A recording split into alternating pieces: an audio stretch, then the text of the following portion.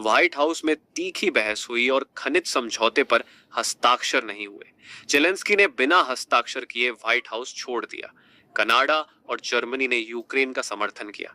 नहीं मांगूंगा माफी, ट्रंप के बहस के बाद तने जेलेंस्की बोले, मुझे यकीन नहीं। शुक्रवार को अमेरिकी राष्ट्रपति ट्रंप और यूक्रेन के राष्ट्रपति जेलेंस्की के बीच व्हाइट हाउस में तीखी बहस हो गई। ट्रंप और जेलेंस्की ने शुक्रवार को खनिज समझौते पर हस्ताक्षर नहीं किए।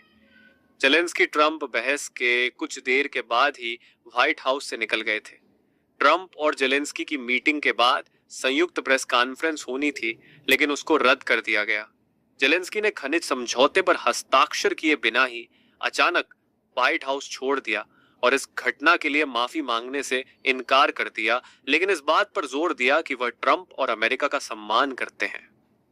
वोलोडिमिर जेलेंस्की ने कहा कि राष्ट्रपति डोनाल्ड ट्रंप द्वारा व्हाइट हाउस में गुस्से में चिल्लाने के बाद भी संयुक्त राज्य अमेरिका के साथ उनके संबंधों को सुधारा जा सकता है। इसमें उन्होंने यूक्रेनी नेता पर रूस के साथ शांति स्थापित करने से इनकार करने का आरोप लगाया था।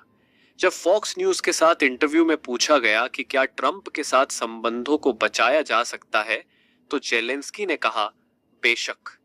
उन्होंने कहा कि अमेरिका यूक्रेनी संबंध 2 से अधिक राष्ट्रपतियों के बारे में है। उन्होंने कहा कि यूक्रेन को रूस की कहीं अधिक बड़ी और बेहतर हथियारों से लैस सेना के खिलाफ लड़ाई में वॉशिंगटन की मदद की सख्त जरूरत है।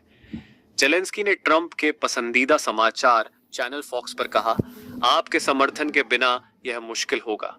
जेलेंस्की ने माफी मांगने से इनकार करते हुए फॉक्स न्यूज से कहा, मुझे यकीन नहीं है कि हमने कुछ बुरा किया है। उन्होंने कहा, मुझे यकीन नहीं है कि हमने कुछ बुरा किया है। वहीं कनाडा जेलेंस्की के साथ खड़ा नजर आ रहा है। कनाडा के प्रधानमंत्री जस्टिन ट्रूडो ने कहा है कि रूस ने अवैध और अनुचित तरीके से यूक्रेन पर आक्रमण किया है। ट्रूडो ने अपने सोशल मीडिया एक्स पर इसे लेकर बयान जारी किया है। उन्होंने एक्स पर लिखा है, 3 साल से यूक्रेन साहस और जवाबी कार्रवाई के साथ मुकाबला कर रहा है।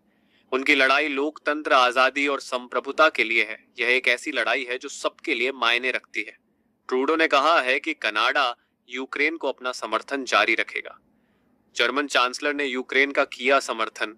जर्मन चांसलर ओलाफ स्कोल्ज ने कहा, यूक्रेन के नागरिकों से ज्यादा कोई भी शांति नहीं चाहता, इसलिए हम साथ मिलकर स्थायी और न्यायपूर्ण शांति का रास्ता तलाश रहे हैं। यूक्रेन जर्मनी और यूरोप पर भरोसा कर सकता है। डेनमार्क के विदेश मंत्री लार्स लोके रासमुसेन ने फेसबुक पर लिखा, यह यूक्रेन के लिए एक झटका है।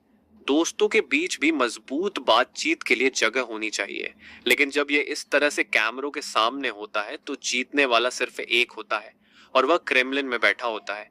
रूस का आया रिएक्शन। रूस ने ट्रंप और जेलेंस्की और ट्रंप के बहस पर अपना रिएक्शन दिया है। रूस के विदेश मंत्रालय की प्रवक्ता मारिया जखारोवा ने शुक्रवार को कहा कि अमेरिकी राष्ट्रपति डोनाल्ड ट्रंप ने व्हाइट हाउस में हुई झड़प के दौरान यूक्रेनी राष्ट्रपति वोलोडिमिर जेलेंस्की पर हमला न करके संयम दिखाया। उन्होंने टेलीग्राम पर लिखा, मुझे लगता है कि जेलेंस्की का सबसे बड़ा झूठ व्हाइट हाउस में उनका यह दावा था कि 2022 में कीव शासन अकेला होगा, बिना किसी समर्थन के।